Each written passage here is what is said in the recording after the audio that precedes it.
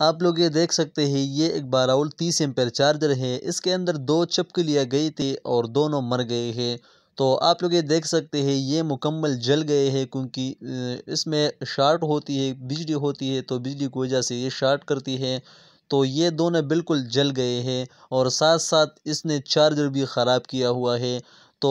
video بنانے کا مقصد یہ تھا کہ آپ لوگ جب بھی کوئی الیکٹریکل آلات آپ لوگ انسٹال کرتے ہیں، چارجر ہو گیا، انورٹر یا اور بھی کچھ ہو، تو آپ لوگوں نے اپنے آلات اس جگہ پر لگانے ہیں جہاں پر ان چیزوں کا جانا نہ ہو، کیونکہ آپ لوگ یہ دیکھ سکتے ہیں چارجر بھی خراب کیا ہوا ہے اور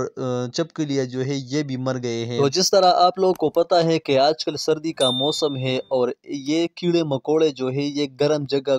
کو اپنے لیے تلاش کرتی ہے جو محفوظ ہو، تو زیادہ تر آپ لوگوں نے دیکھا ہوگا کبھی انورٹر ہو یا مین بورڈ ہو گیا، اس طرح چارجر ہو گیا، تو بہت سے جگہوں پر آپ لوگوں نے دیکھا ہوگا کہ کبھی ان جیسے کمپوننٹس میں